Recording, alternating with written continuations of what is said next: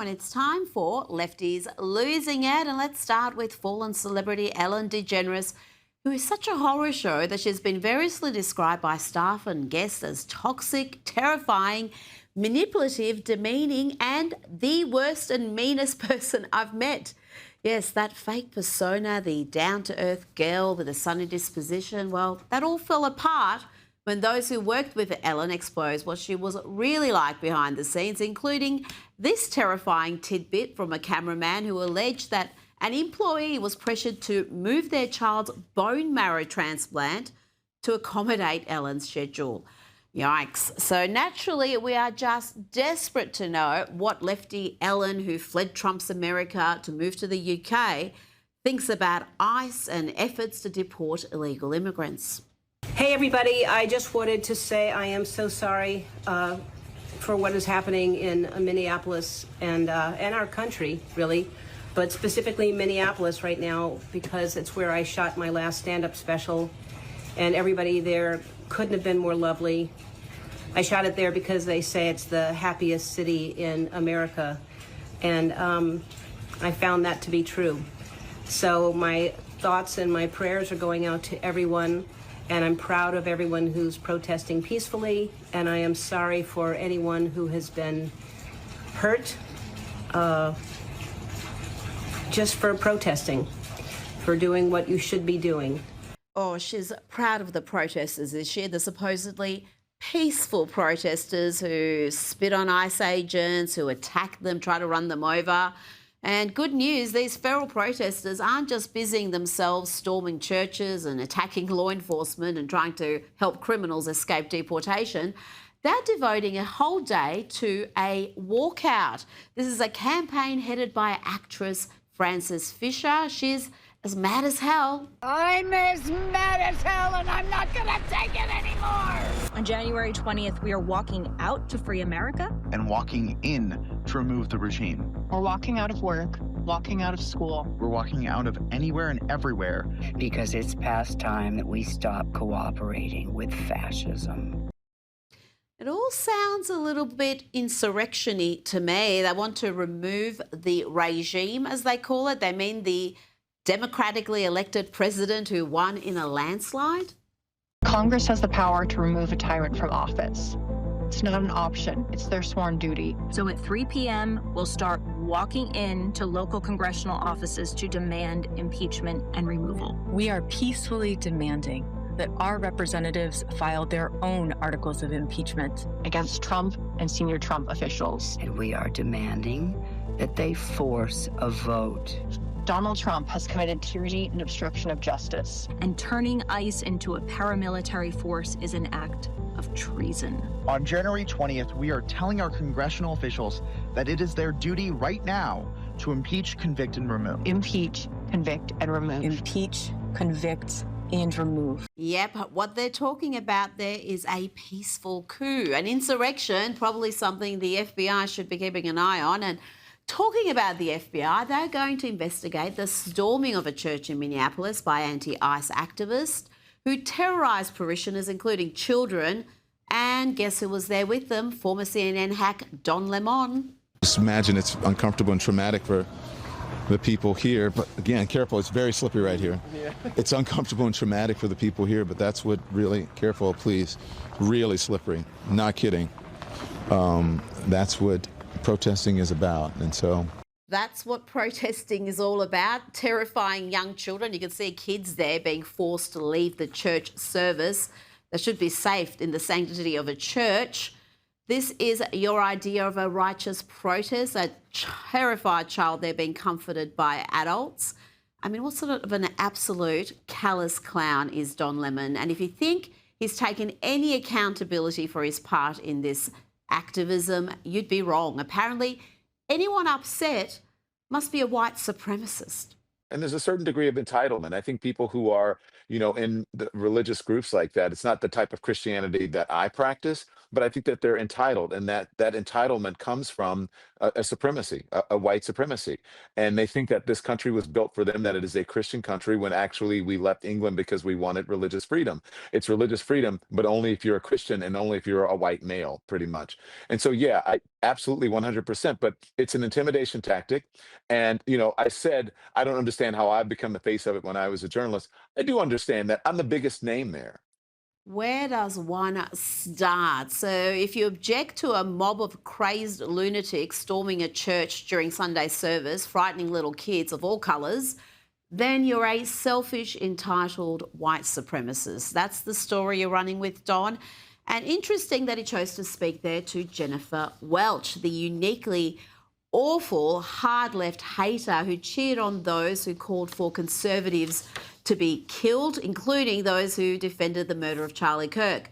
She's so full of bile and hate, and the fact that she has any presence on mainstream media like MSNBC, MS Now, shows you how far the left have fallen. Here she is with male Karen Jim Acosta talking about mass arresting her political opponents, including the likes of Elon Musk and President Trump. Yes. Blue tsunami means that Congress is going to haul Elon Musk, big balls, and a bunch of other people's ass in front and say, what crimes did you commit? And it's going to get really serious. And the same with Trump, because I believe, and this is just my opinion, that Trump and all of the bottom-feeding morons surrounding him, and Elon Musk and all the bottom-feeding Klingeroners that surround him, I think they commit crimes every day. And I think to reconcile all of this is going to take hardcore, not integrity Democrats.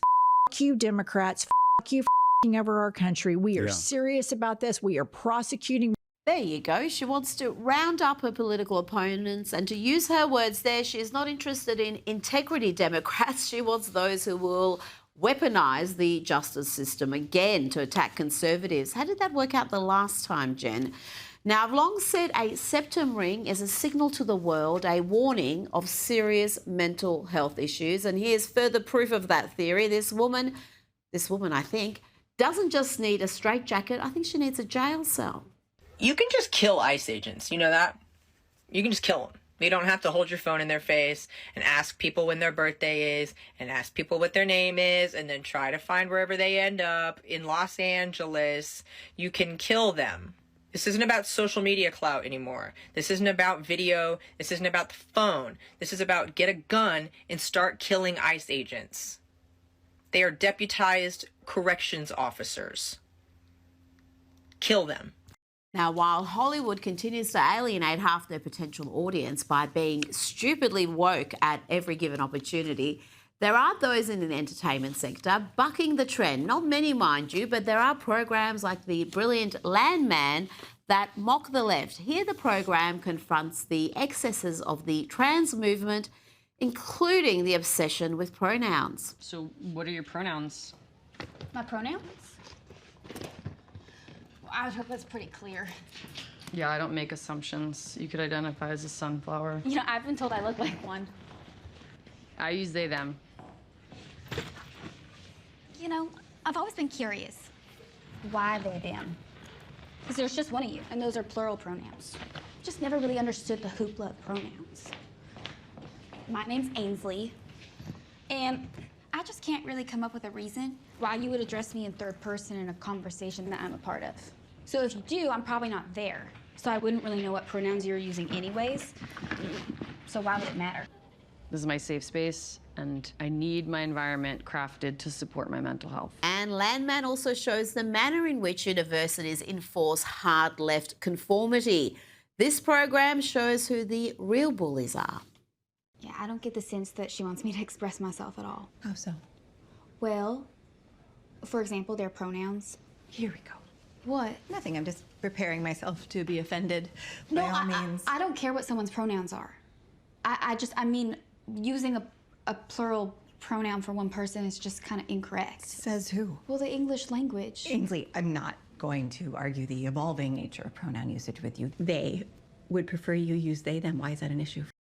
Let's bring in Sky News contributor Kosha Gator. Kosha, the popularity of Landman, I think, speaks not just to the quality of the program, but the desire out there for Hollywood to tackle these issues, because anytime they do cover it, it seems to be in a very skewed fashion. Indeed. From a business perspective, it's such a wide open field. For anybody willing to do it, there's literally half the country, tens of millions of people who are crying out for quality content in this space. That's why you see some of it coming up in the alternative media space, but not so many mainstream directors, producers, creators.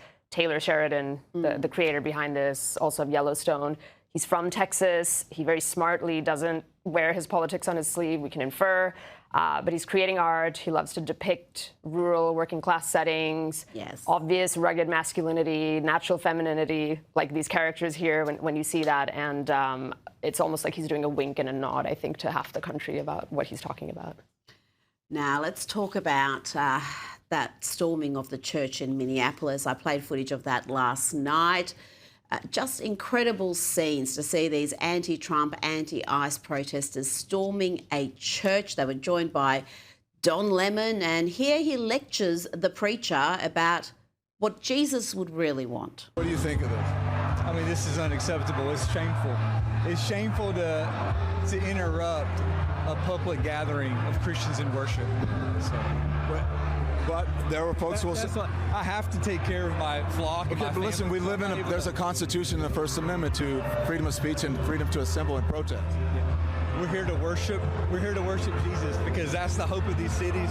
That's the hope of the world is Jesus Christ. I want to be very respectful. Please don't push me, though. We're here to worship Jesus. Yes. That's why we're here. Yeah. Okay, that's why we're here. Okay. That's what we're about. Don't you think Jesus would be understanding we're about and love these folks? We're about spreading the love of Jesus.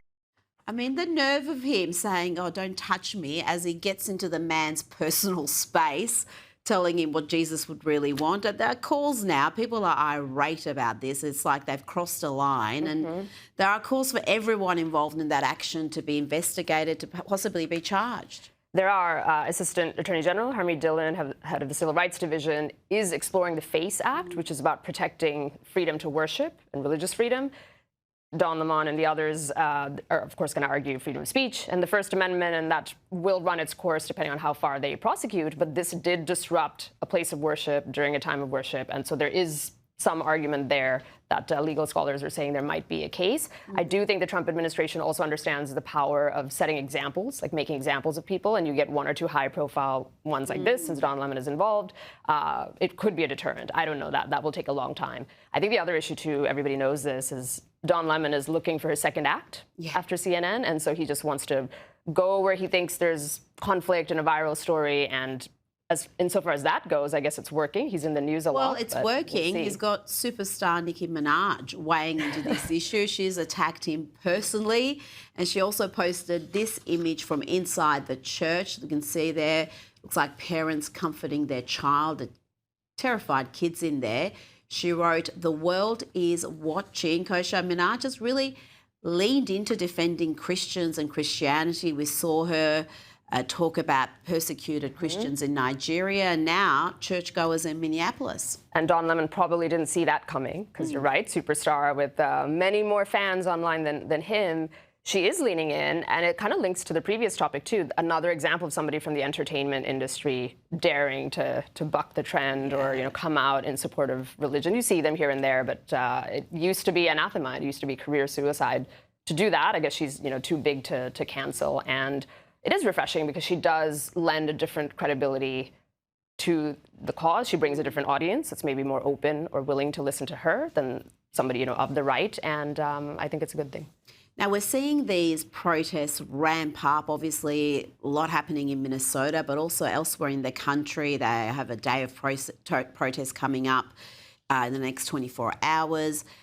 How do you see that impacting the midterms? It's months away, but does it help Donald Trump, or does it paint a picture of chaos and disunity, and is it just going to help the Democrats really get a fantastic result come November? Yeah, you put your finger on a key question. I think I was looking at some of the polling where 67% of Republicans are fully in support of it. They want all illegals out, not just violent illegals who went on to commit violent crimes, but all illegals. That is a massive shift. The party was not there even 10 years ago.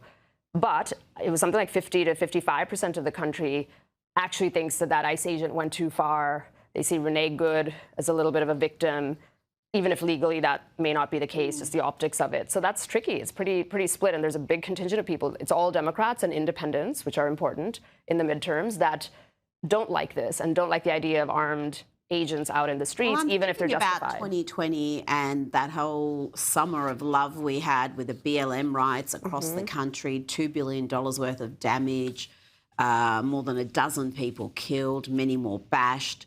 And though I would imagine most of the country wouldn't have been supportive of any of that, it did paint a picture of chaos, and I think it helped the Democrats, and it seems like they're trying to emulate that come the midterms. And when you get something like this, these conflicts are bound to happen, even if the ICE is in the right legally, just in the court of public opinion, they are able to make hay of it. So I think that, coupled with the economy and other issues that are maybe not going exactly as the Trump administration and Republicans want, it's going to be very, very tricky, the midterms. We don't know how it's going to go. No, it's way too early right now. But let's have a little light relief courtesy of Town Hall Media and Tim Walz, Tampon Tim Walz.